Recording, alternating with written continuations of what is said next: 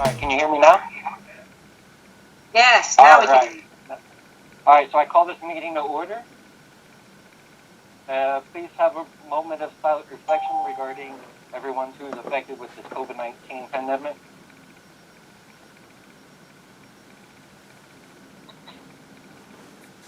Thank you. Roll call, please.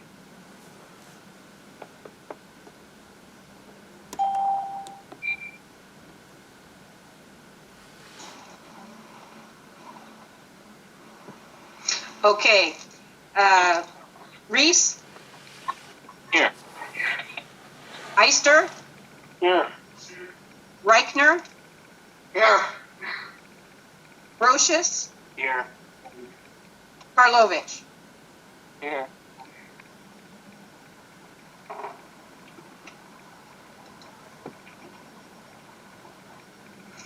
Okay, for this section, we're going to open up to public comment on agenda items only.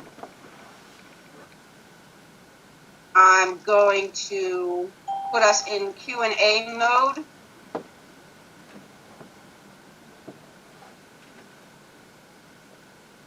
Q&A session has started.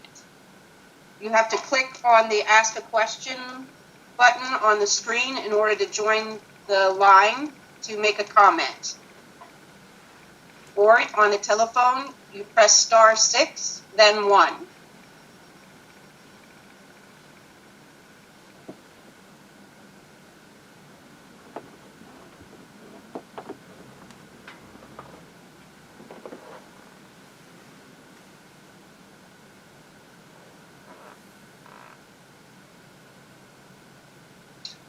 Q&A session is over. No one indicated that they wanted to have a... I'm going to unmute briefly and then remute so Unmuted. people can mute and unmute.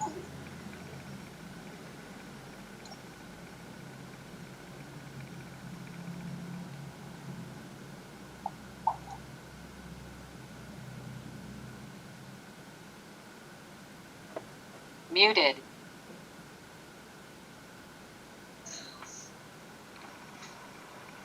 Okay, on the agenda, we have the payment of invoices. Councilman Reichner. Yeah, I'd like to make a motion that we pay a dollar amount out for the general fund of $65,269.40. Second.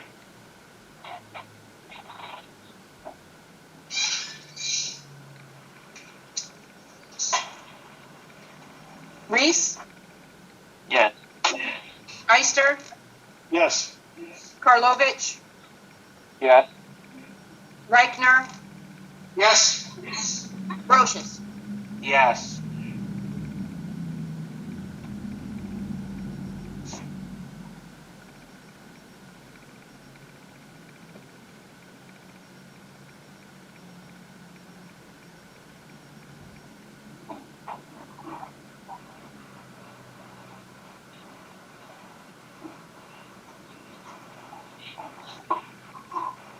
Okay, next we have a presentation. This is actually from Linda Sterling about the CARES Act CDBG funding.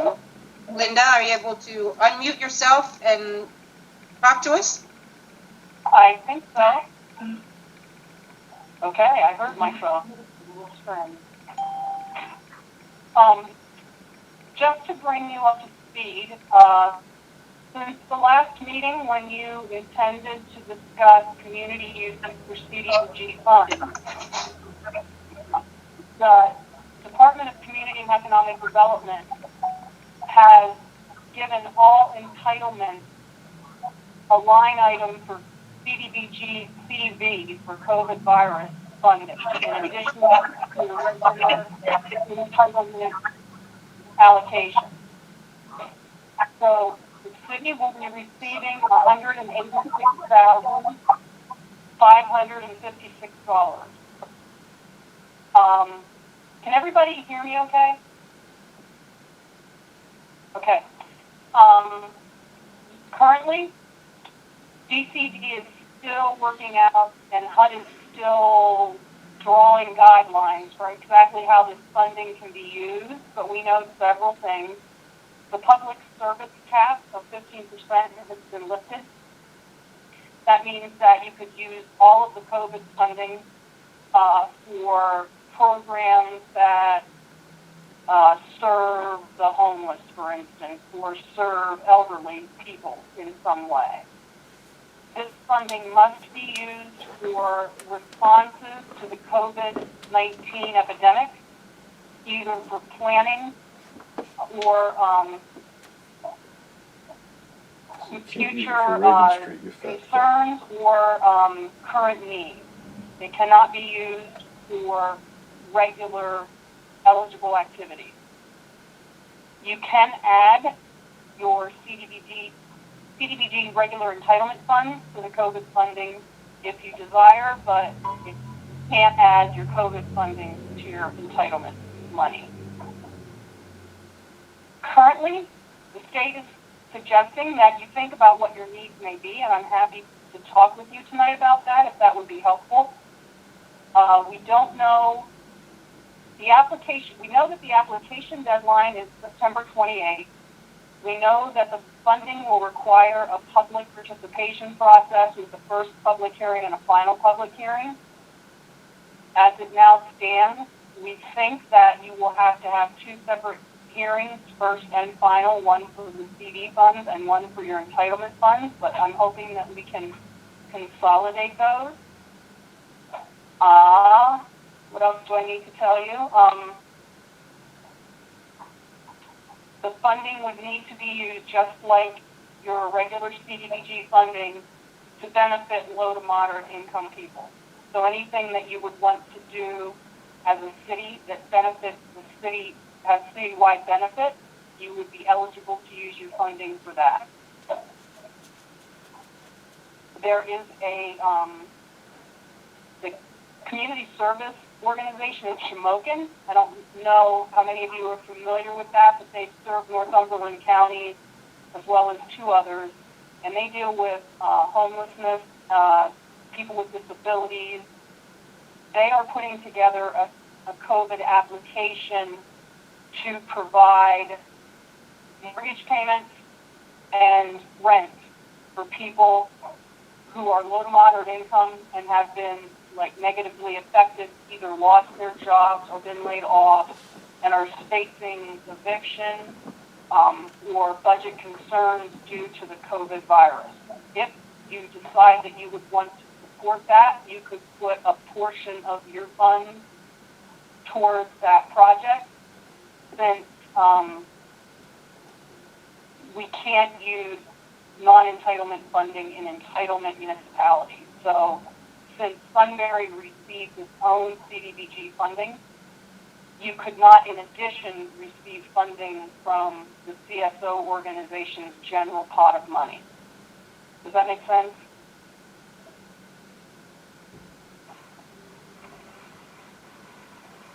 Well, it sort of makes sense. I think maybe we should get together and look at it more closely, and also bring in like the United Way and CSO, find out what they're already planning to do. That's a great idea. And I can actually set up a phone conversation between those two organizations if they're not talking already.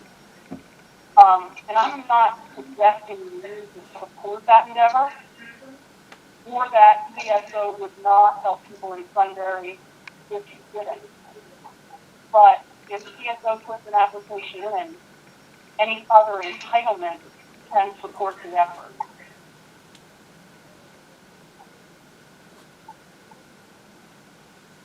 Okay. I think, does anybody else have any comments on this? Yes, Linda. Linda? Yes, hi.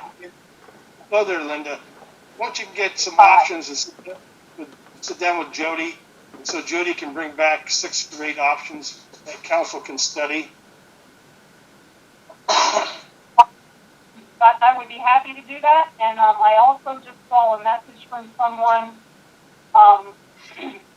The all cities in the Commonwealth have the same amount of allocation, $186,556.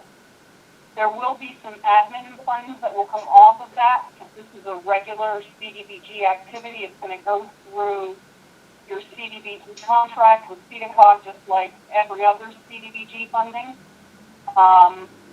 And you can use this money for any typical CDBG eligible expense. So the difference is that you must use it for COVID-19.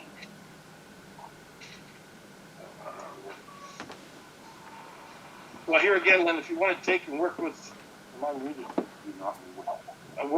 Jody to come up with game plan of numerous options, and council can sit down and study it and go from there. That's exactly what will have to happen, because you'll have a first public hearing. So I'd be happy to do that. And if anyone has input along the way, you know where to find me. Right, and if anybody that's, the public has input or ideas, they can email us sunbury1@ptd.net. Yes, and Mitzi, I will be looping Mitzi in on this effort, but there's a lot of information coming at us at one time right now. All the COVID stuff is kind of going really fast and being released very quickly. Mitzi had just, being relatively new, has not had time to completely digest it, and I told her I'd be happy to handle this phone call and help in any way that I can moving forward. So, is that all for me? Yes, okay, so we'll be in touch, Linda, thank you. You're welcome. Now, do you want me to sign off or stay on? Your option. What's that mean? You can stay on if you want to listen to the rest of the council meeting, or you can sign off if you'd like.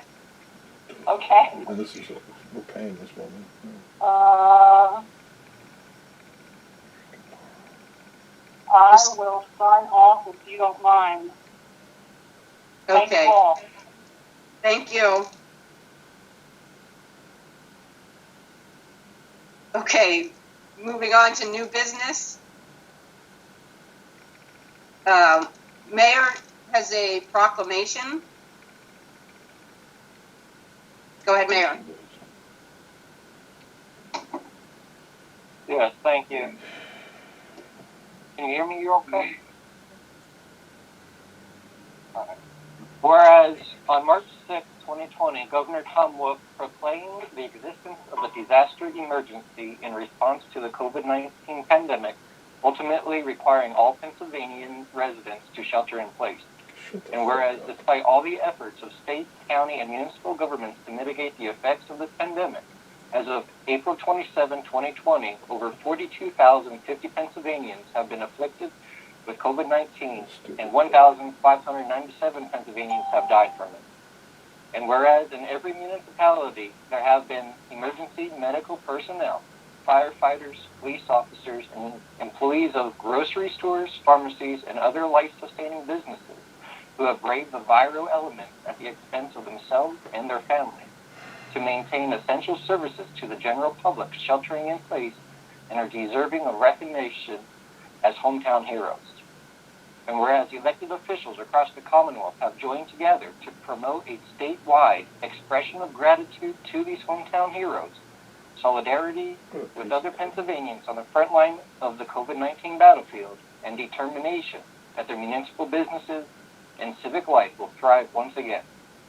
And whereas since days of the American Revolution, the bell has served as an instrument for expressing communal gratitude, camaraderie, and resolve, and as a means well suited for Pennsylvanians sheltering in place to demonstrate such values. Now therefore, the mayor, in concert with the council of the city of Sunbury, hereby proclaims Sunday, May 3, 2020, as Bells Across Pennsylvania Day, and calls upon all residents, businesses, organizations, and religious establishments at 7 p.m. for 3 minutes to honor their hometown heroes, as we are all in this together and unity will prevail. So I make this into a form of motion. Do I have council second it?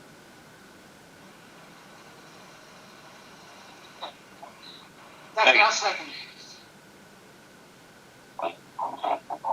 Okay. Brochus, Yes. Karlovic, Yes. Eister, Yes. Reichner, Yes. Reese. Yes.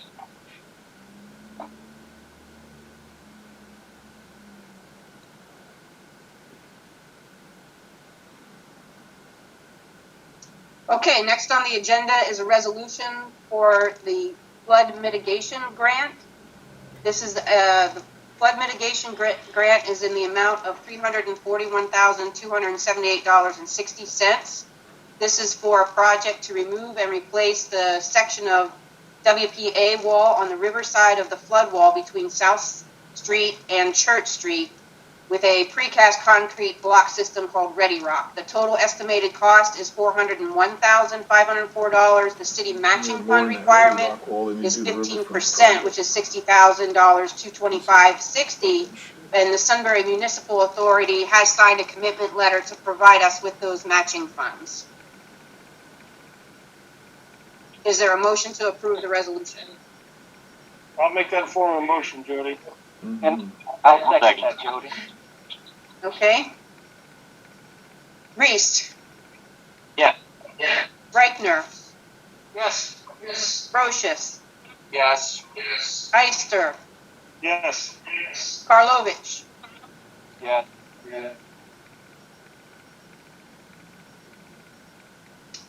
Next is a construction agreement.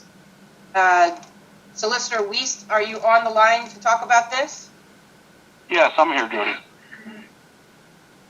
Go ahead. All right. I just want to make sure you can hear me. The Reagan Street Underpass project obviously needs the okay of Norfolk Southern in order to perform the construction necessary for the project. The reason for that is we're going to be working within the boundaries of the Norfolk Southern grounds. The Norfolk Southern has provided us with a construction agreement, and it's a take it or leave it agreement. We asked for some changes. They said, this is the agreement, take it or leave it. What I wanted to make council aware of is the fact that when we enter this agreement, if you enter this agreement, the city will be liable for any and all injuries caused by this project, even if the injuries are the result of the fault of Norfolk Southern.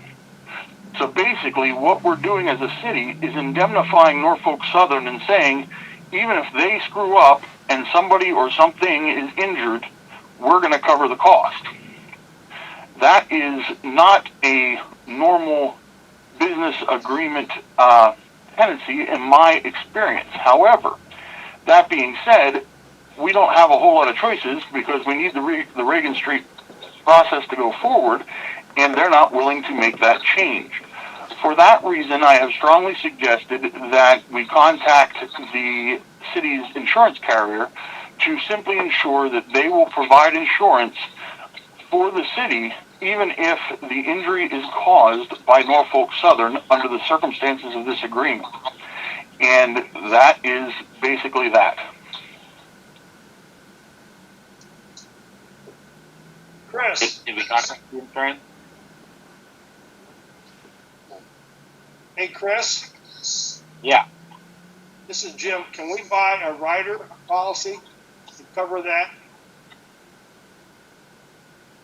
I mean, I would assume, so Joel, let me ask, what kind of things would happen that they would do that would then fall onto our negligence in relation to that project and our liability? I guess, like, if they're driving along the train tracks and they hit somebody at Packard Street, that can't come back to that project, right? Well, it depends. If they can figure out a reason that if they hit somebody because the project is there, then yes, it could theoretically come back. But more likely is a scenario where we're doing work there, they do something to change our work, and let's say there is a cave-in and workers are crushed, or suffocated or something like that. I mean, that is off the top of my head.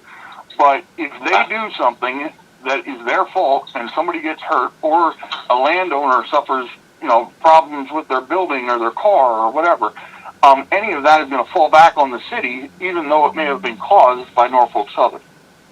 And we just have to, if we want to move forward, we have to be sure that our insurance coverage will cover us in that situation. Because it is somewhat out of the ordinary. I would say that, we should double check with Adam, I would say, before taking a vote, just to make sure.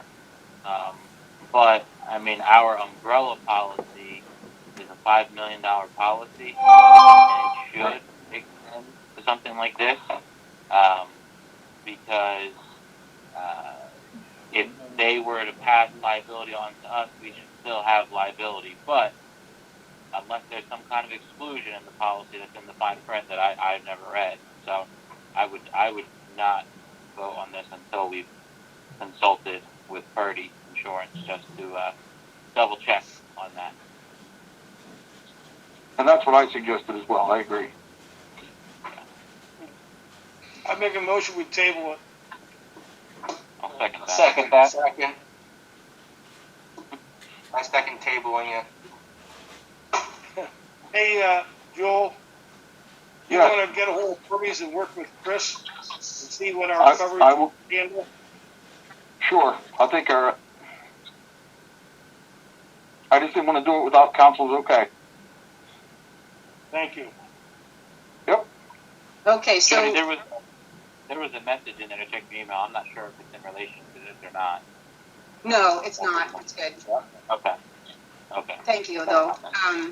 So we had a motion, we've had it seconded, so roll call vote, Karlovic, Yes. Reese, Yes. Brochus, Yes. Reichner, Yes. Heister. Yes.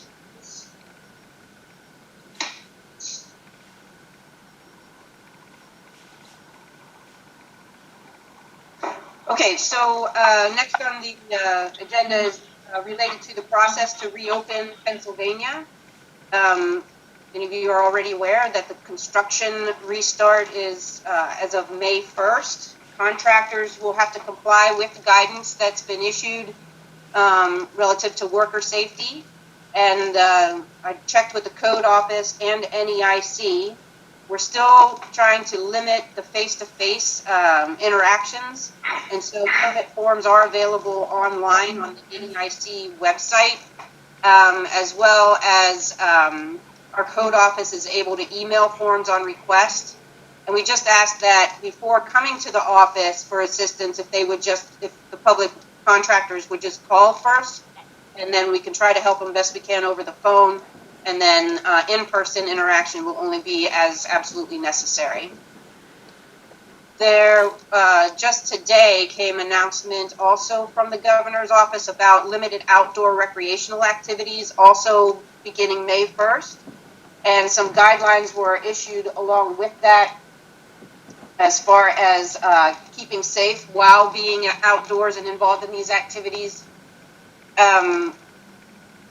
General principles are to use outdoor recreation areas that are close to home, continue to practice social distancing, minimizing the risk to others, practice good hygiene, spelled wrong, and have a safety plan. Details of that are on the web. I'll be posting that on our website, but also send out to all the council the details on that announcement. There are some specific recommendations regarding playgrounds, because they do the announcement refers to following the CDC guidelines, and looking up those online. There are some recommendations of don't visit crowded parks, stay 6 feet away from others. Don't use playgrounds is one of the ones that the council will need to be considering in the next moment or two. And it also talks about swimming pools. As long as people are able to keep social distance, swimming pools can be used. but not using hot tub spas, water playgrounds, or water parks. So I just wanted to highlight those few, and then there are some others. So the next portion we're going to talk about is this yellow phase from the governor's plan to reopen Pennsylvania. We are located in the north central region, and the guidelines for work in congregate settings, you can see there, telework must continue where feasible. Businesses with in-person operations must still follow the business and building safety orders. Childcare is open with worker and building safety orders. Congregate care and prison restrictions remain in place. Schools remain closed for in-person instruction. Remaining social restrictions, stay-at-home restrictions are lifted in favor of aggressive mitigation. Large gatherings greater than 25 are prohibited.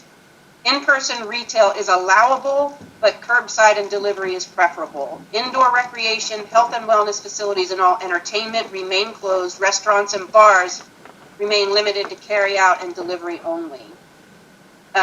More restrictive measures may be considered, the council may consider. So we want to consider in the process to reopen Pennsylvania, what about city operations and services? So one of the things that are required is for the appointment of a pandemic safety officer. I could do it. You could appoint somebody else. It's up to you. And then I had kind of proposed the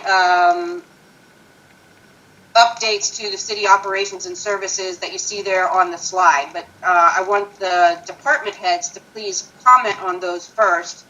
And also with the city employees returning to work, etc. And then all of this should then become in the form of a resolution for the councils. So council department heads, if you'd like to kind of chime in about your department. This is Josh for Street Department. I'm meeting with Steve tomorrow, and we will discuss the stuff for our department, and we'll get a email out to you, Jody, and Steve, or you can post on the Facebook page and on the website to say what the street department is doing for our department and things like that. Don't worry, Josh. We have plans of wide open next Monday. We're behind, so we need to get open. Jody, I think it'd be. Jim, it's Yes, sir. Hey, how do you feel about keeping the playgrounds and the recreational facilities closed until the end of May? Yeah, I can handle that. Yeah. Okay. And I think, Jody, you should be the safety officer and pandemic safety officer. That'd make it easy for everybody. Okay.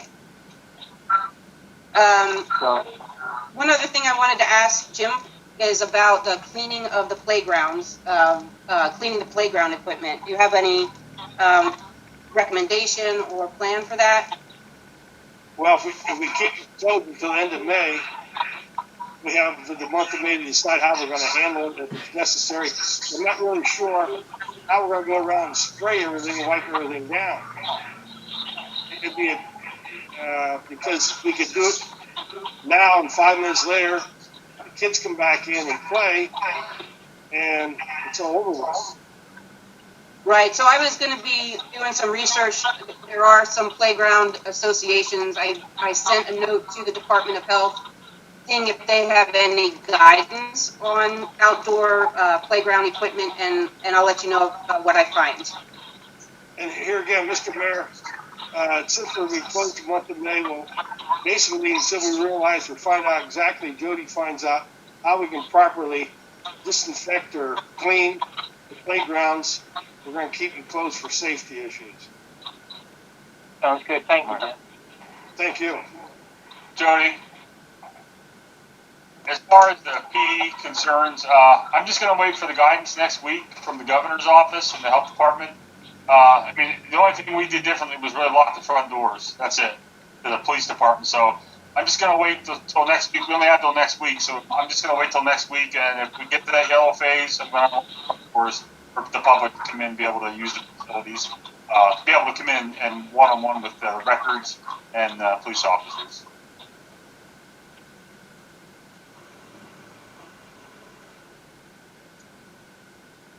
Chris, were you standing by to make a comment?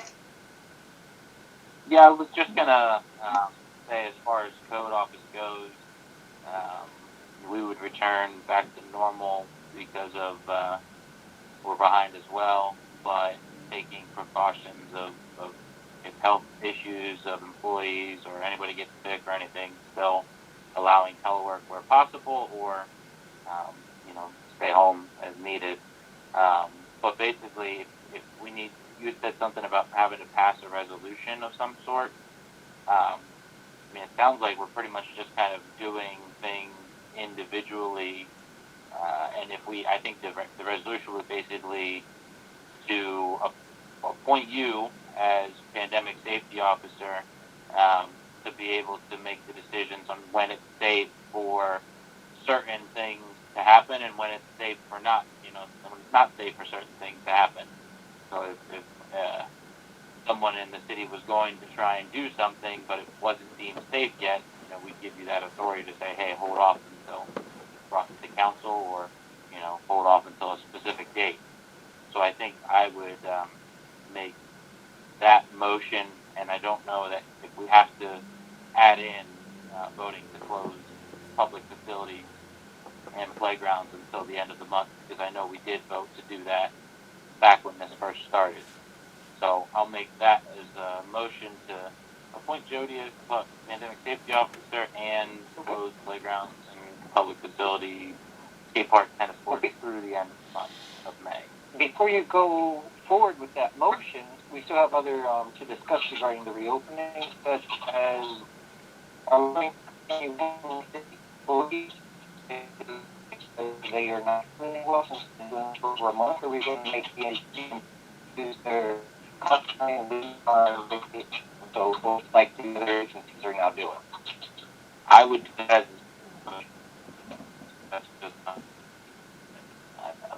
I don't know if that would be a separate conversation, but my motion was that. If we don't want to second that, that's fine. We can continue to discuss it, but my thought would be to talk about that further.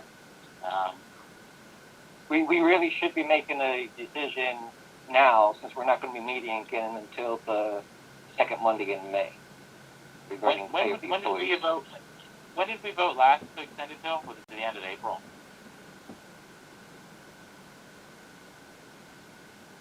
I believe it was just to the end of April.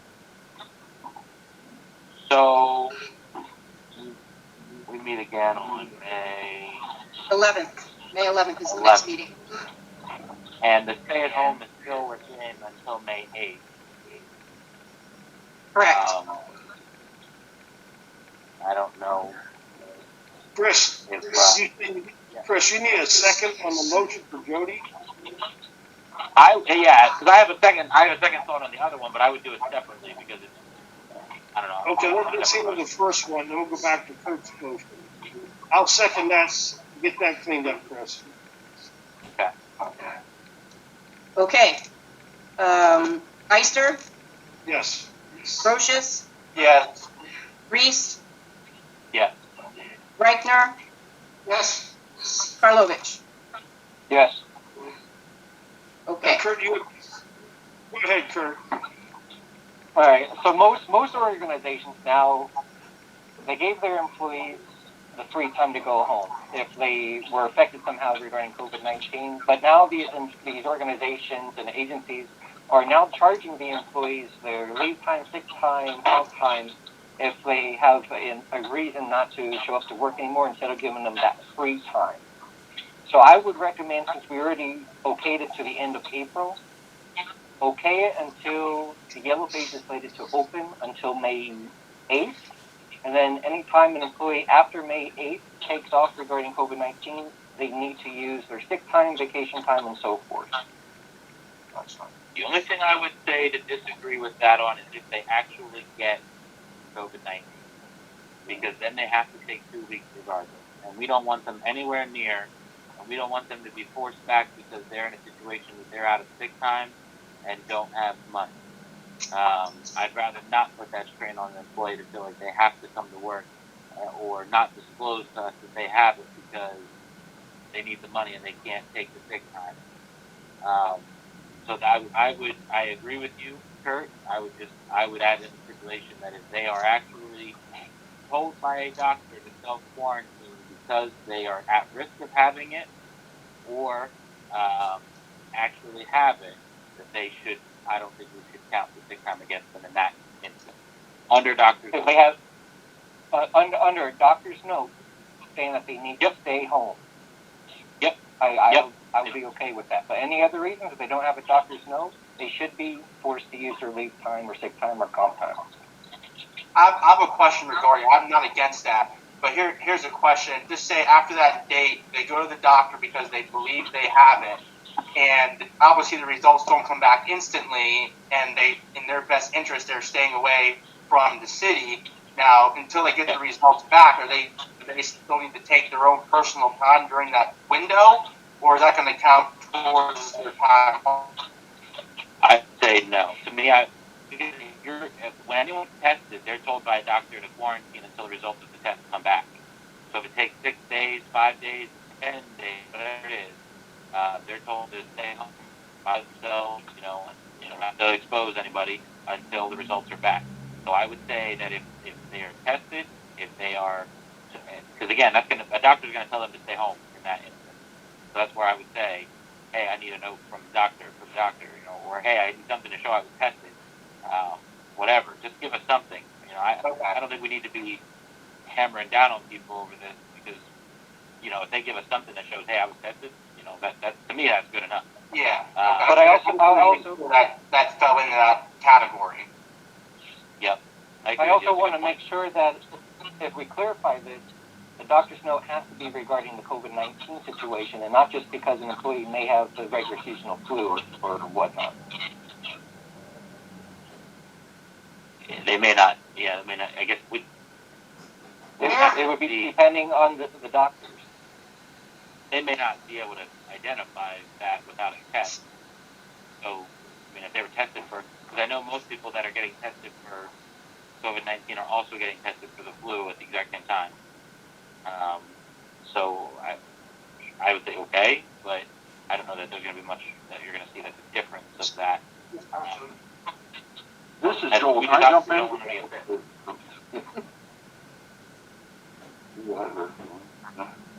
Hello, this is Joel. Can I jump in?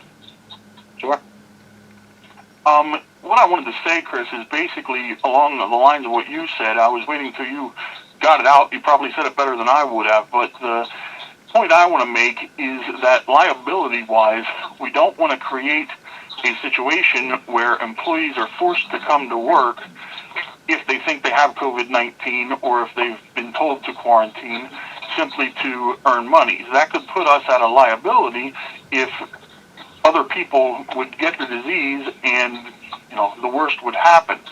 That being said, I think that you guys are on the right trail here, whereby if somebody comes in with a note from a doctor that says there is a possibility this person has COVID-19, we've sent it away for testing, we've suggested they be quarantined, that should be enough to allow the person to stay home simply because not only for their safety, but for the safety of everybody else in the city.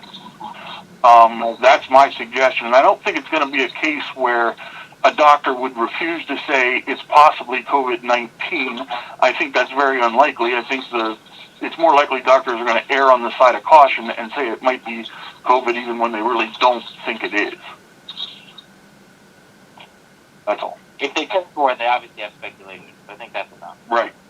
Or would they say, hey, someone in the household has it, we're just going to assume that you have it, stay home for 14 days. That's also happening to people. So I Correct. If you get any kind of quarantine note, I think we just don't question at that point.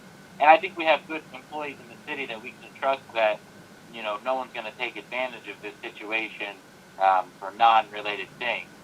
So I think as long as we put that stipulation that if you're told by a doctor to quarantine, and you go back now to all other need of having to use sick time, where before we were allowing it, daycare was closed and you couldn't work, we were allowing you to stay home.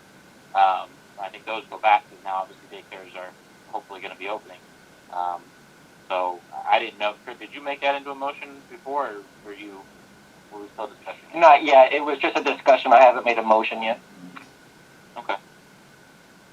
So I mean, I would make that So- motion that we pass May 8th, extend that it's back to normal for sick time use, other than being told to quarantine by a doctor. With a doctor's note.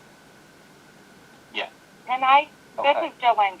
There is something from the Department of Labor stating that you do have to continue to pay employees. I don't have it in front of me because I'm not at work, I'm at home. But there is something from the Department of Labor stating you have to pay employees if it's related to COVID. Or if they're taking care of an elderly person that has it, or so on and so on. I'll send it out to you tomorrow. You have to continue. It's FMLA, right? You're talking about that? I don't know exactly. It's hanging in all the offices. I haven't. Yeah, seen it. typically- They gave it- Yeah, what I've seen is that's typically through FMLA, where they make you use all of your sick time, and then you have to continue to pay them beyond the sick time if it's COVID related. I think we're trying to do one better than that and say, hey, we're not going to even make you use your sick time if it's COVID related, as far as you physically, but then those other things will follow the state guidelines with FMLA pay. Then I think it's 66% of your pay after you exhausted your sick time in that sense, which that's what everyone in the country is for right now too. Chris, Yep. That was a bad. I don't think the city officially has sick time. A few years back, maybe 7, 8 years ago, they took the sick time away and gave the employees comp leave in place of it. Now, my understanding is there is no sick time in the city. Okay, I mean, it would still be the same function. They would have to use whatever leave they have available to them. Or, Yeah, or it would they be would a have to take non-paid. It's essentially PTO, it's paid time off, however you use it. Did anybody make a motion? Chris? Yeah, I Perfect. did that. All right, Chris, let's just, if there's further discussion, let's just clean up the motion one last time. Yep. You want me to do it again? Yep, go ahead. Okay, so motion to extend our current pay structure for employees until May 8th, and then beyond May 8th, allow employees to not use sick time only in the event of being told by a doctor to quarantine with a note from that doctor. All other uses would go back to normal. Okay, and I second that motion. And the governor, well, we start all over again. Okay, Reichner, Yes, Eister, Yes. Reese, Yes. Brochus, Yes. Karlovic. Yes. All right, that's cleaned up now. All right, so we're good to go. Next item is a resolution related to Act 15, 2020 tax collection. There are 2 decision points that the council may consider. One is extension of the discount period through August 31st. And the other point to consider is the waiver of late penalties if the taxes are paid in full by December 31st. I did ask the Treasurer's Office for historical data, and I have the 2019 numbers. So you can see that in 2019, 85% of the revenue from property taxes was collected in the discount period by April 30th, in the amount of $1,164,000. And then the face value period goes from May 1st to August 31st. They collected another 6%, which was $86,300. And then the penalty period, where there's a penalty added on through the rest of the year till December 31st, we collected $120,000 for 9% of the total revenue from property taxes in the year. So, I don't know if, Councilman Reichner, if you have the figures that have been collected so far this year. I know there's a little bit more time yet till April 30th, so we expect a lot of property taxes to be coming in this week. Do you have any information? Jody, those numbers that are on the screen are the numbers Kevin gave me this morning. Okay, I don't know that they have what was collected as of yet. The other thing, we got something back from the county that they are not going to extend any of the period. They're not going to extend that April 30th deadline. So And that's the,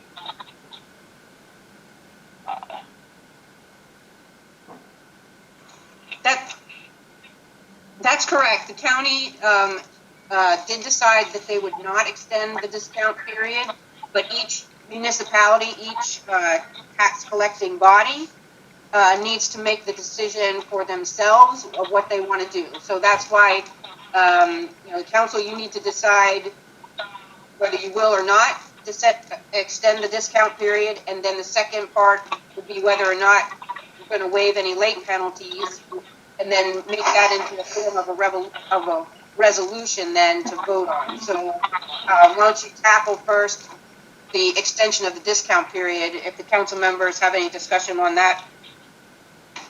Yeah, Chris. So, to me, it's kind of pretty obvious. So, last year we collected 85% the discount period. The only reason this year that we would not collect that much in the discount period is someone was affected and they lost their job, they didn't get the income, they didn't have the money coming in, and they were unable to pay it before April 30th. So, to me, extending it to August 31st does not financially impact us drastically year over year of what we were expecting to make anyways if we were anticipating to get 85% of our money by April 30th. So I would think the easy decision would be to help our taxpayers and people in the city that are affected by this, that maybe haven't been able to work for the last month and a half and are still waiting for unemployment checks. I think we extend that through August 31st. And then we also waive late pay fees by the end of the year. We're not collecting much of our money outside of that time anyways. We know a lot of people have been hit hard by this. I think that's our way that we can help out at least a little bit where we can. did you make that into a form of motion, Chris? Wait, I have a question first, just to talk about what Chris said. Now, I'm just throwing a what if out there, but so people understand they don't have to pay their taxes till December 31st. I don't know the numbers we have in right now, but if they don't pay their taxes to December 31st and hang on to their money for the next 7-8 months and don't pay, how's that going to affect us getting money in and paying our bills, making payroll, and doing those things? We'll decide not to pay until then, when they won't have a late fee or anything like that. So that's where the county messed up, in my opinion. They didn't extend that discount period. So if we extend that discount period, we're at least allowing those people to have the opportunity to pay. There's an incentive still to pay by August 31st versus waiting till December 31st. The other thing is we haven't touched our TAN note yet. We have $250,000 sitting there that we can use. Rick, correct me if I'm wrong, but we can use that until the end of the year. And we have till the end of the year to pay it back, and I don't think we've touched a penny of it yet. That's correct, Chris. I have no idea what was spent or not, or out of the TAN. I haven't discussed that with Kevin at all. The last update I received regarding the TAN note was we haven't touched it yet, and that was probably a week or two ago. I think we just got an email today that we haven't touched it. Okay.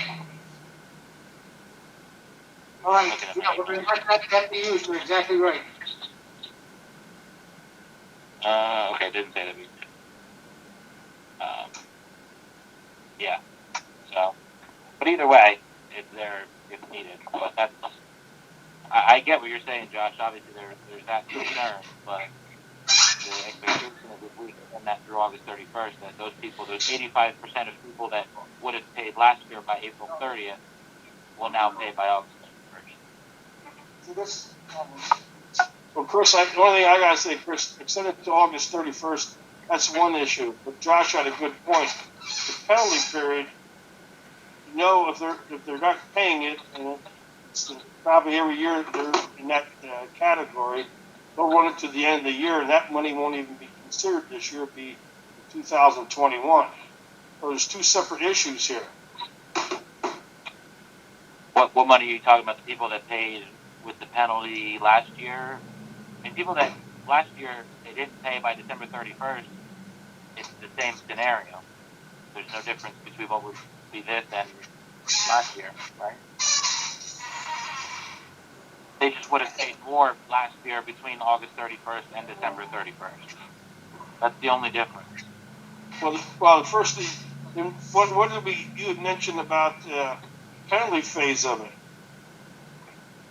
Yeah, it would be the waiving the late pay, the waiving the late penalty fee if paid in full by the end of the year. But again, you see That way- that's 9% money that we would have received.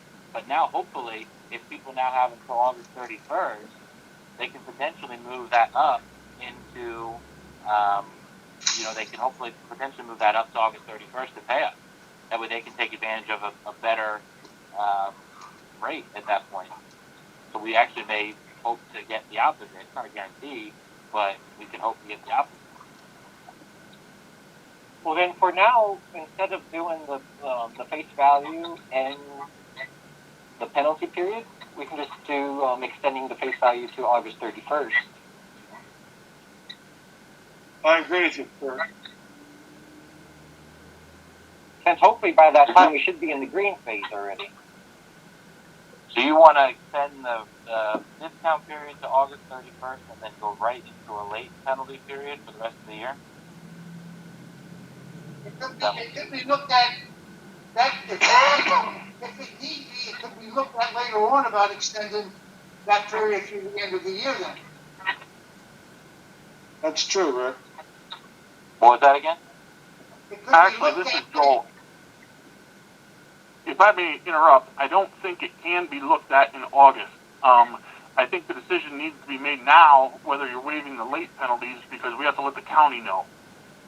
Yeah, it was this week. I would actually make the same suggestion, but I don't think we're allowed to wait until August to make the decision for waiving the late penalties only because we have to go through the county to let them know. Yes, that is correct. The notification I got from the county is I need to let them know, tomorrow morning.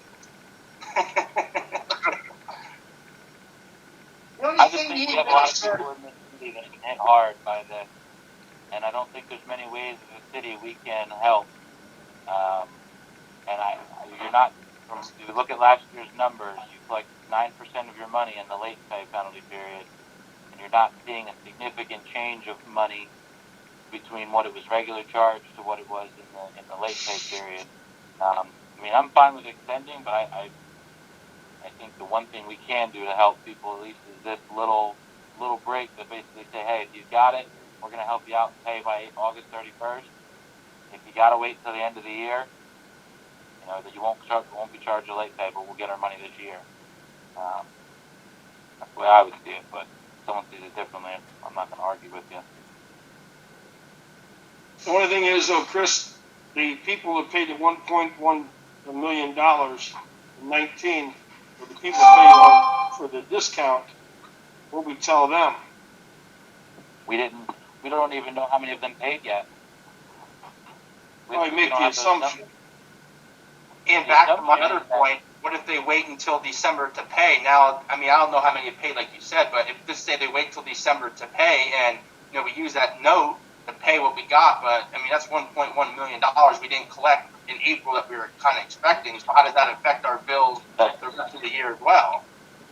But that's not the way that would work. So basically, if you're saying you're extending your discount period, last year by April 30th you would have collected that money. As of now, anybody that has their bill in their hand thinks that discount period is still the exact same date. They still think it's April 30th. So if they've had the money, they've already paid us likely because they only have 3 days to do it, and they fall into that 85% time. The ones that haven't been able to pay us are likely the ones that have been significantly impacted by this, whether they are a business owner that had to close, or they're a taxpayer that lost their job and unemployment hasn't kicked in for, takes a month to collect unemployment. Those are the people that are wanting to get a discount but now can't get a discount. So basically we're telling them, hey, sorry, you didn't have the money to pay when the discount period was up, so we're going to charge you more. And hey, if you're still not back to your financial self by August 31st, we're going to hit you with a late fee instead of just going to the normal fee. That's where I have a little bit of a problem with that. Because, I don't know how people will be impacted by it. I know a lot of people have lost a lot of revenues right now. So that's only. I don't think you're changing. Again, your money that you were going to collect by April 30th, if they can't pay it, they're not going to be able to magically pay it tomorrow because they can get it in before April 30th. I don't think that changes. We have to do something to show the city that we're here for them. Yep. I'm just gonna make a motion that we extend the discount period to August 31st, and we waive the late fee through the end of the year. Anyone I second that. Okay, roll call, Ister, Yes. Brochus, No. Reese, Yeah. Karlovich, Yes. Reichner. Yes.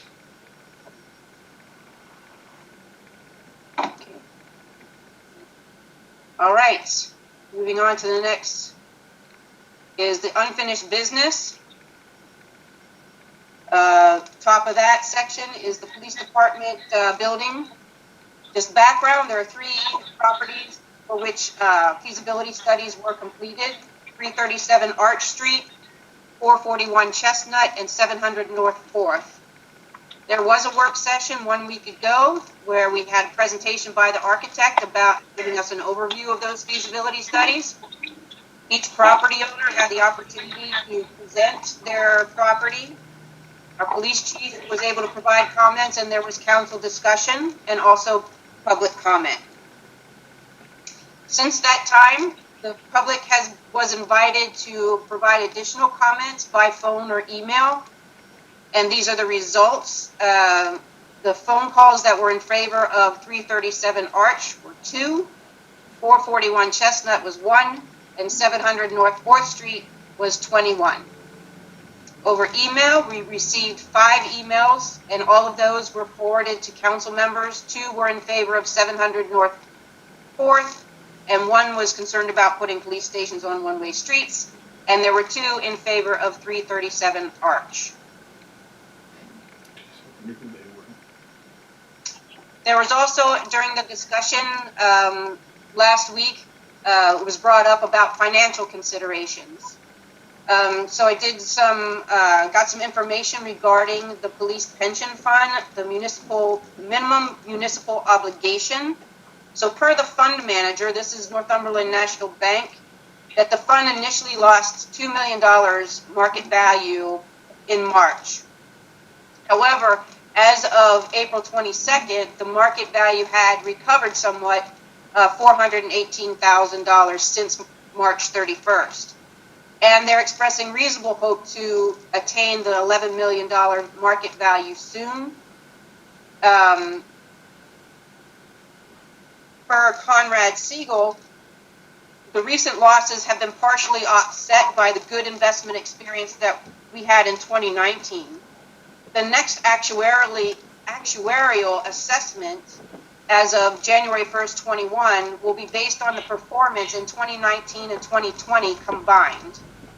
The actuarial loss as of March 31st for the previous 15 months combined is $300,000. Our funding ratio for the pension fund is still over 100%. And right now, the increase in the MMO due to this loss is approximately $30,000. The increase in the annual MMO will be calculated based on the January 1st, 2021 valuation report, and it will not affect the city's general fund until 2023.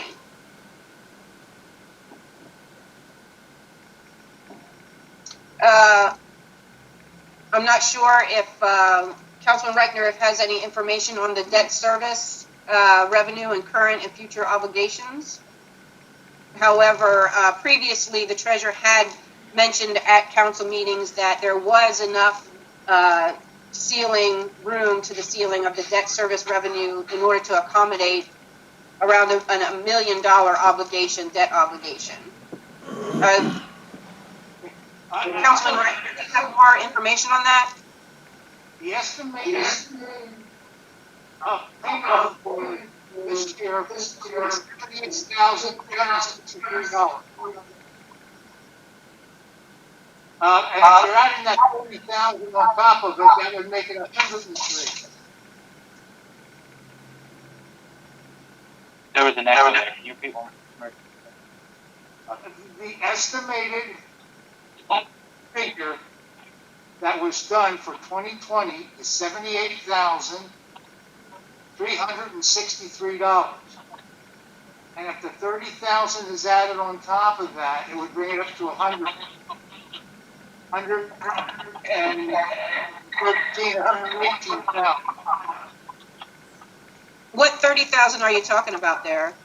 30,000 you said to be expected that came from Rocky at the Grand.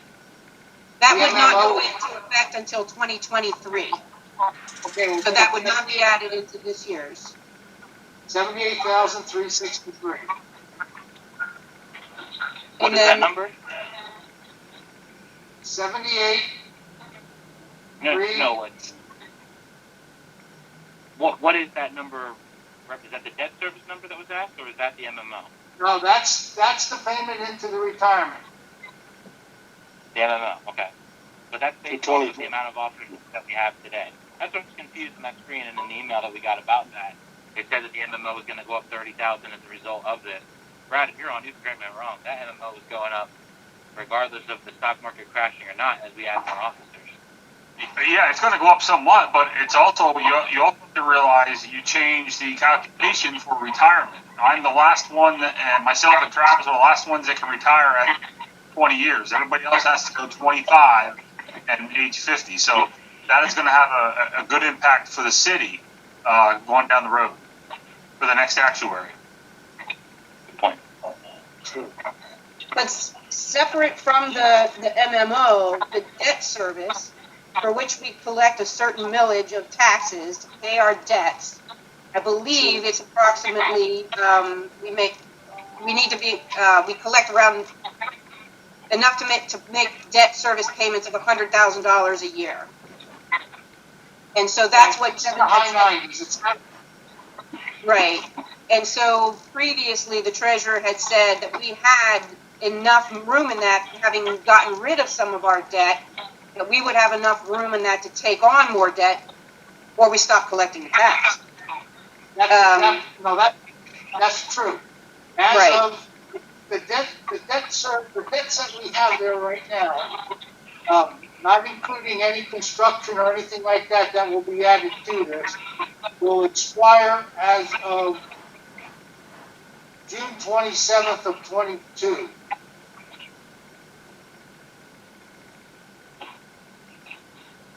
But Jody, back to what you had mentioned, Jody, you're correct. We had discussed a sum of $50,000 a year out of debt service towards a new project. Right. We had looked at the loan rate for the USDA RD loan program. It was a fixed rate of 2.75% with a term of 35 years.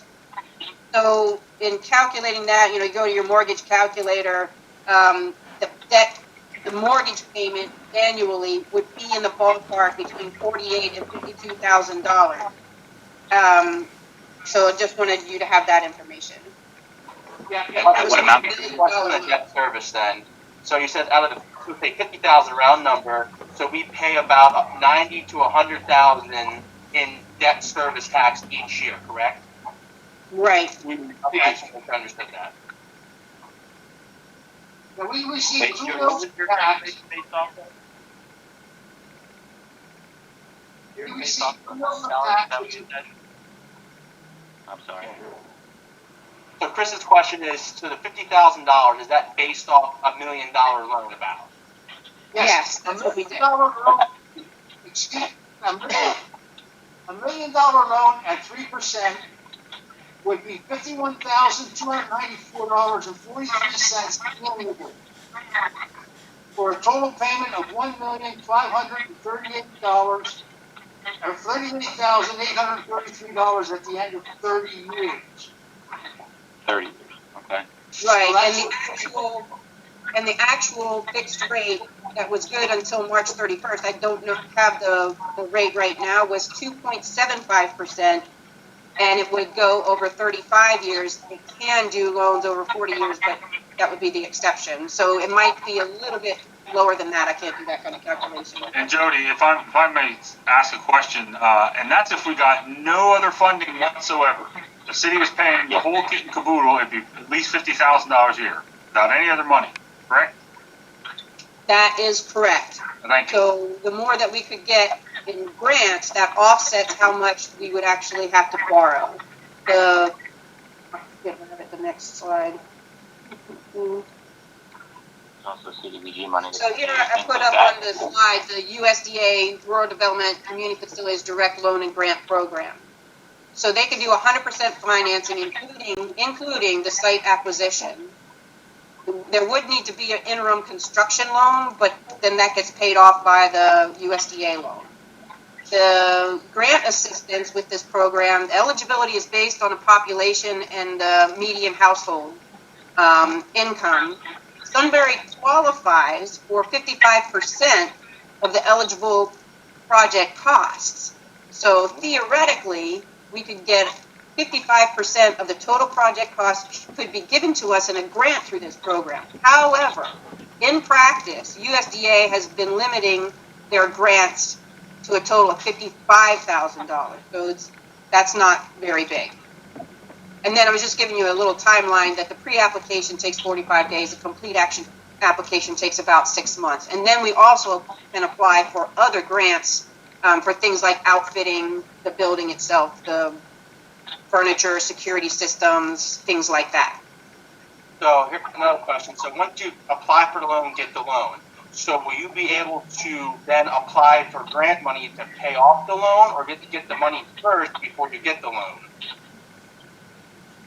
Josh, Jody, once the building is secured, the architect's done with the design work, then you can start applying for grants for certain items, such as a new roof, such as a new furnace, such as an updated wiring system. You apply for grants first, and Brad and I, we were just talking about it today. Once we secure this, and we discussed it at the beginning of the week, or last week it was. Once you have it in hand, and the architect's finished, you can take and present this with the different grant funding sources and apply for these grants. And to add to that, even if you, let's say you applied at 1.25 million as your total with finishing, outfitting it and everything was your application, and you, in that 6 months of application process, secured $500,000 worth of grants, you either lower your loan amount down to meet what you actually need, or you would immediately turn around and pay it back if they can't make the change that late. I don't know if that answers your question, Josh. So I guess my question, in reality, we don't really know how much of the loan we are going to need to borrow for and or put on to the debt service tax, correct? You're going to always assume that you're not going to get a single grant because you need to be able to pay for it all in the back end. Correct. Anything that you get grant-wise, you can take that loan down to take off your debt service. So if we couldn't afford it as a full loan, it wouldn't make sense to move forward. But we know we can. Okay, so I guess my question is, so if let's say it's $1 million, we apply for the loan, we get the loan. I'm just saying, so obviously we're paying on the loan already. So I'm saying if we apply for grants, the grants can be used to pay on the $1 million loan for the department. Are you talking like 5 years down the road? Yeah, 5 years, 10, whatever. Sure.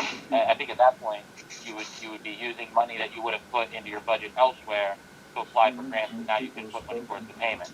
So, for instance, if let's say Brad had in his budget $50,000 for an upgrade of some kind of computer equipment, and he was able to go out and get that $50,000 in a grant. You can now turn around and take that money towards the payment. So I don't think you're going to be able to say, hey, I need a grant for payment on my loan. That's not going to happen. But you'll be able to find grants for other things that in the city you could have applied for grants for and use the money that you would have had to spend on those instead towards your payment rather than from your debt service, if that makes sense. And I also think, I think, I'm sorry, Mayor, go ahead. I can't hear what he's saying. He's not talking. Still can't hear you. What were you going to say, Brad? Oh, sorry, I forgot I was on mute. Go ahead, Mayor.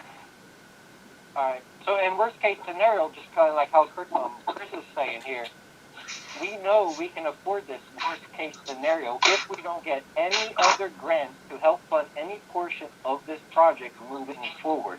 Our treasurer, Kevin Troop, say this many times at different council meetings that we can afford $1 million loan off of our debt service tax.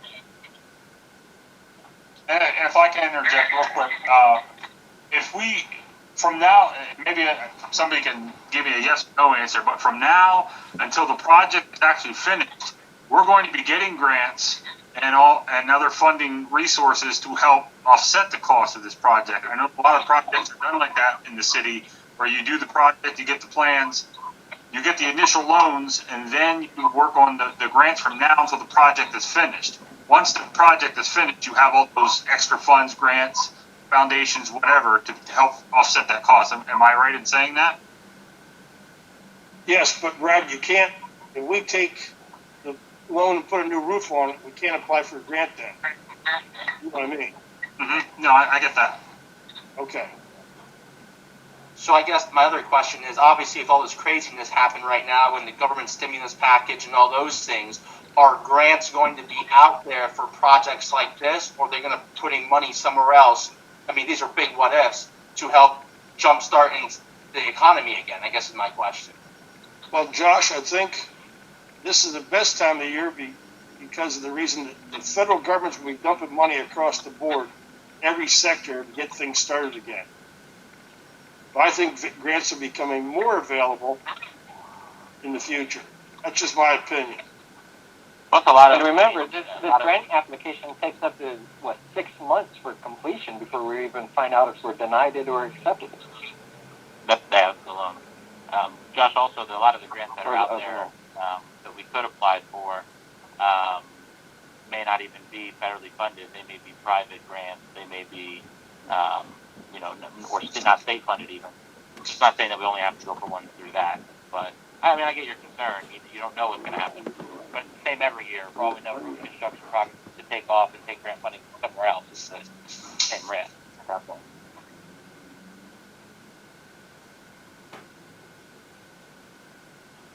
Joel, are you still here?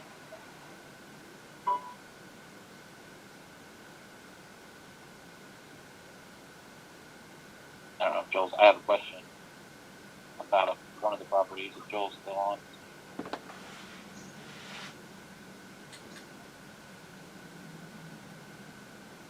Or is I have a question specifically about the Arch Street property.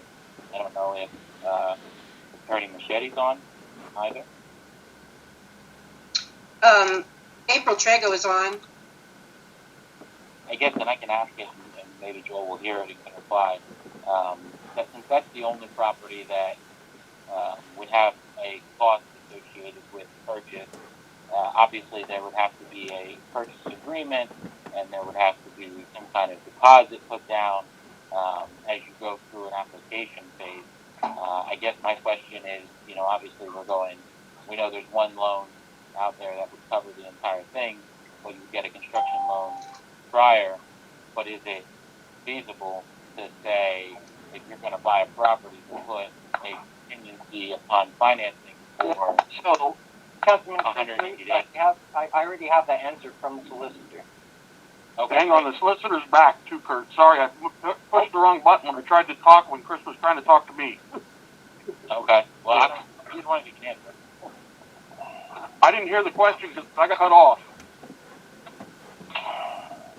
Well, basically, it was about acquisition. So if Arch Street's the only one that we'd have to pay to get.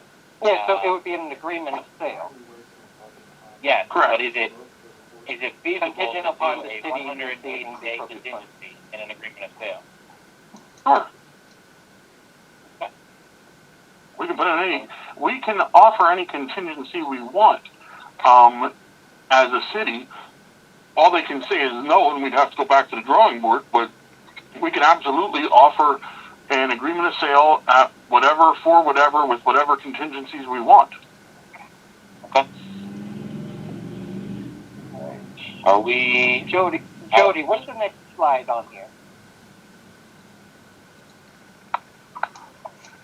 All right. Chief, The next slide is. All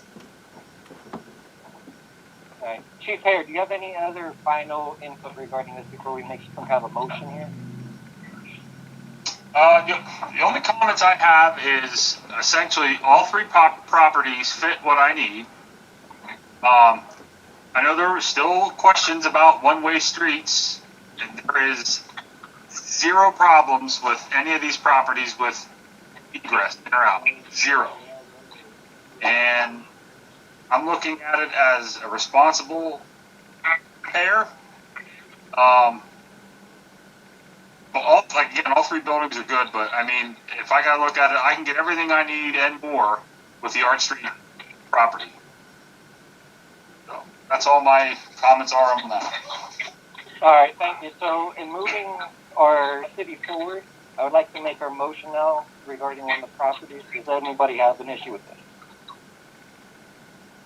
Making a motion? So I would like to make a motion to select the 337 Arch Street property for our new police station. As part of that motion, I would ask that we approve the immediate entry into an agreement of sale, which will allow us to seek certain financing. However, the agreement of sale would be contingent on the city's receipt of appropriate financing to cover the cost of both the purchase and the renovation of the building. Do I have a second? I'll second that. Second. Thank you. Okay. Karlovich, Yes. Eister, Yes. Reichner, Yes. Brochus, No. Reese. Yes. Can I say one thing too, real quick, about one of the other properties? I'm not sure if Mark Wahlberg's on or not, but I know that he's had a lot of people called and things like that on his property. I would hope that he still is continuing to want to do something with that property, and we can hopefully meet to try and do that, as his property is the only one of the three that also fell within the federal opportunity zone. So there is still a lot of options for that property, if he's still willing to work with whoever a buyer or someone to take it over would be, to try and put something there in the long term. I just wanted to say that in case he was here, because I still see a good future for that property if he wants to actually make a move on something like that. I just had a request. I had a request from April Trago is on the meeting. She wanted to make a comment. Is that all right, Mayor? Yeah, that's fine.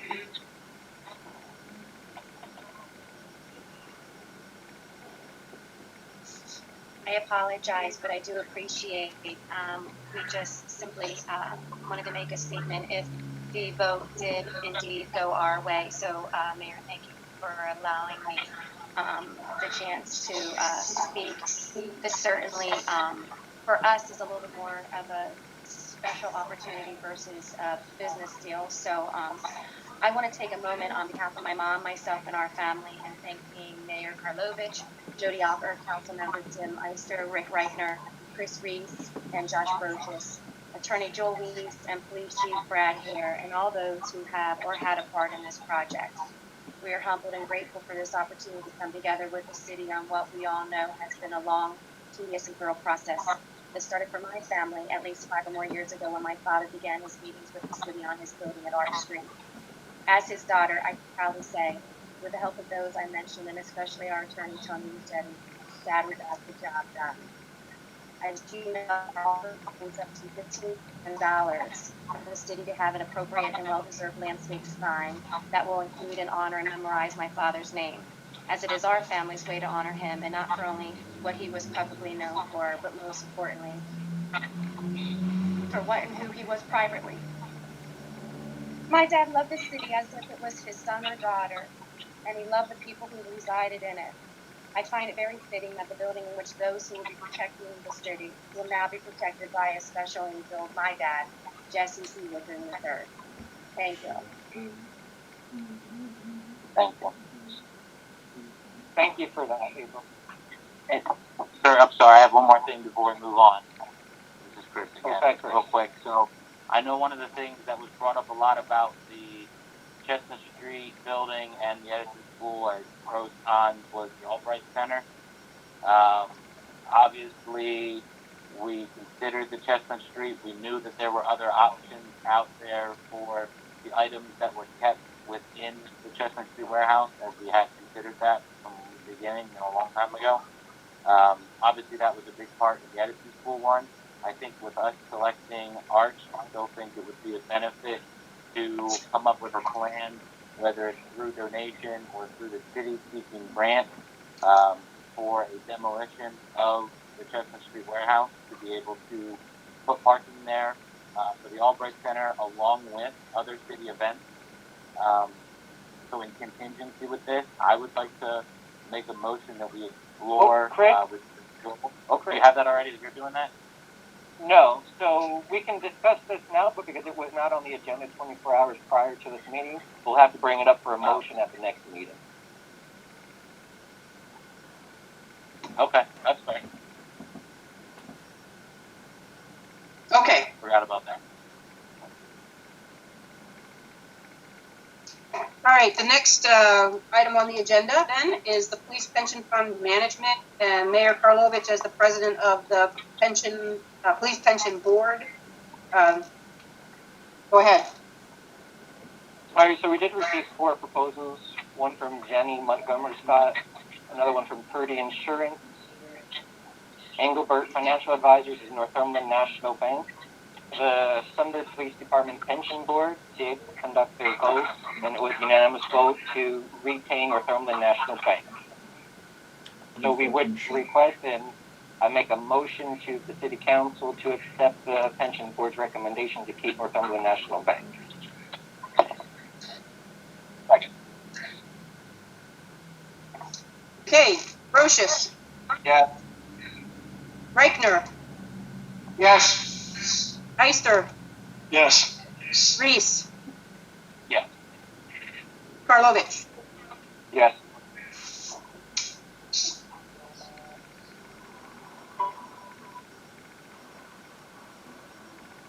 All right, so I had on the agenda was a placeholder to be able to discuss potential impact of COVID-19, the economic impact for the city budget. Councilman Reichner, do you have any comments to that?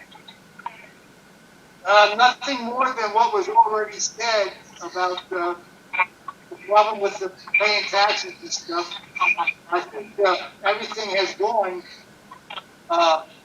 probably better than expected as far as what we've done, what the city has done going through the pandemic so far. I think you and everybody involved have done an excellent job with this. Inconvenience,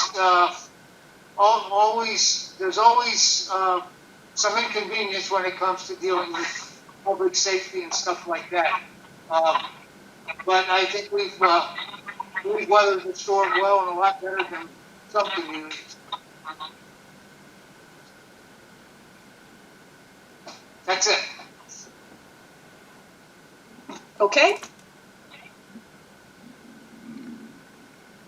I believe believe it was at the last council meeting that Councilman Eister requested a report on what the grant writer is working on. He did send me, and I forwarded out to the council members the grants calendar. And for May, he has some grants on this calendar to be working on. And then he also identified, researched and identified 50 national, local, corporate, private, and community grant resources. I have received today from the fire department a grant opportunity for them, and then we'll just need to look for more projects for him to apply these grants to. Are there any questions about it?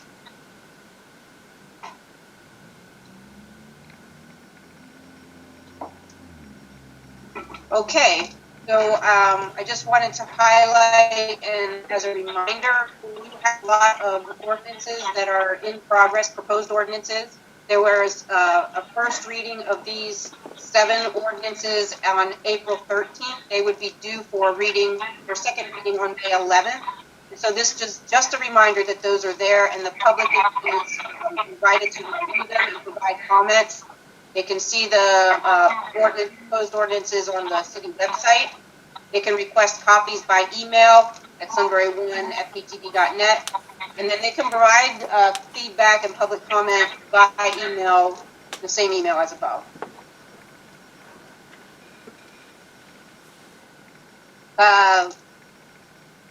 The Northumberland County Conservation District and the PPL Foundation provide trees for various groups to have tree plantings in honor of Earth Day.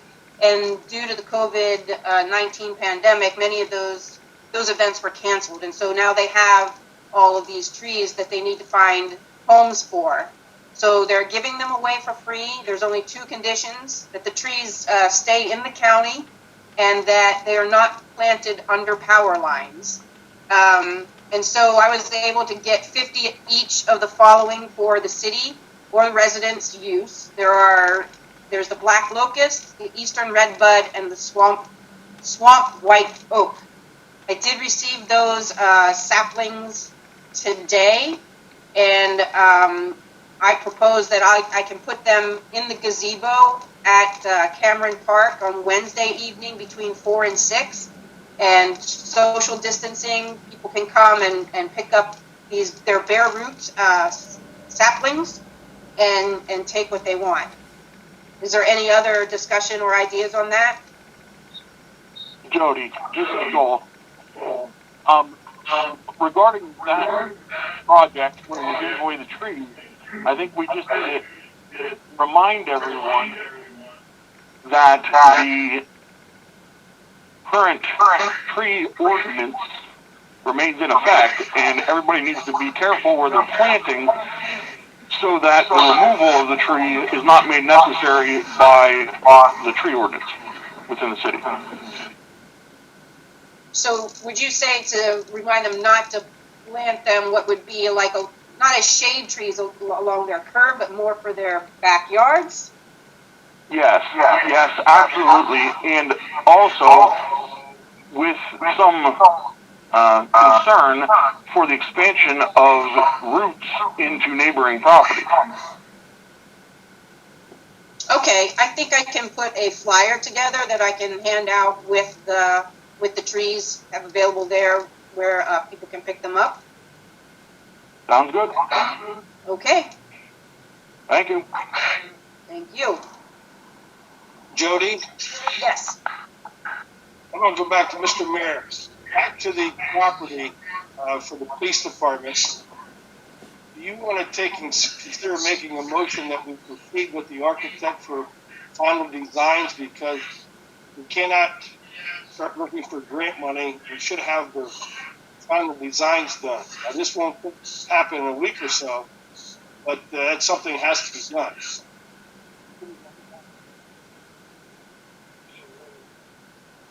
You follow me, Mayor? Yeah, so you want us to make a motion regarding working with the architectural firm for the final design of the interior of the PD? That's correct, because when you're applying for grants, we can say we secured the building, but we don't have no final designs and no estimated costs for different items in there, like the heat system or the roof or so forth. Okay, do we know what the estimated cost would be for them to finalize this? Jody, did we ever receive anything of that? So my understanding is that we can use that opinion of probable cost that actually does itemize the cost of, say, the roof and things like electrical. It is itemized, that we can start with that and then put that in the grant application, and then before it becomes final, because, you know, we do this pre-application for 45 days, and then it goes into another application phase that might take 6 months. And so during that time, we can provide updates to those numbers. Okay, we'll hold off until next meeting, but I didn't Jody can find a number for the art department. Okay. Okay, thank you.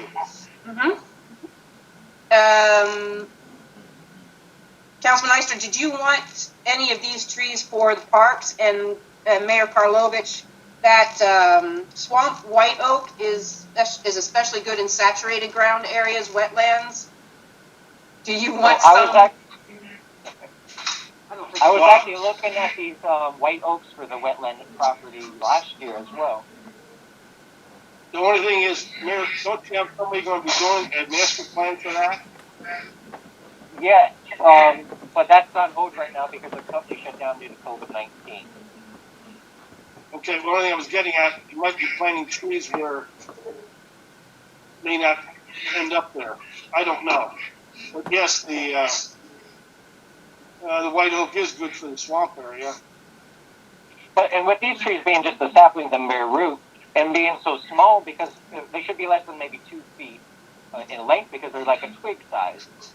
We could take a couple of these swamp white oaks and plant them in a designated area and just rope it off so we don't brush hog them down. Let them grow a little bit, then we can transplant them. That's true. Yes. Okay, well, we can work all of that out then afterward. Okay. Okay.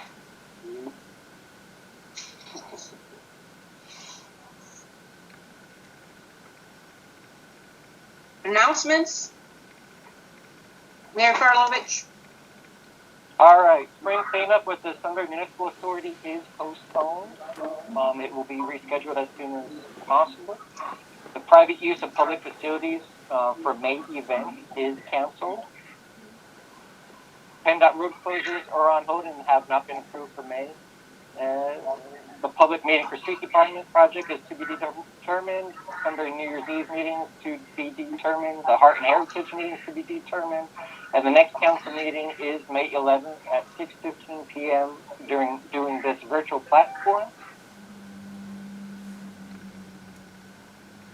Okay, so we're going now to another period of public comment.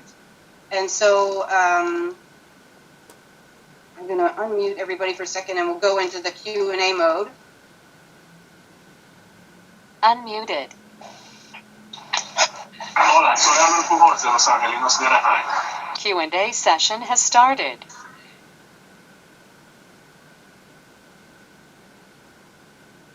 So anyone that wishes to make a public comment has to either press *6 on their phone followed by a 1, or they click on the Ask a Question button that should be on their computer.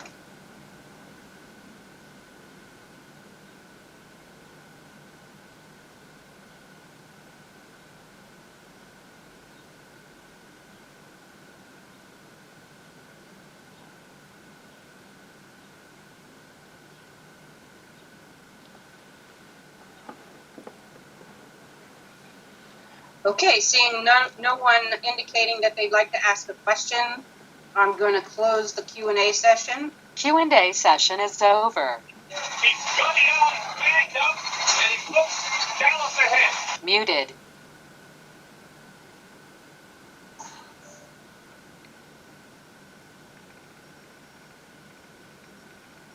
Mayor, if there's any, all on you now. All right, so I do want to thank you all for coming out. Councilman Eyster, Reichner, and Steve, thank you for wearing your mask while you're out there. And this meeting is now adjourned.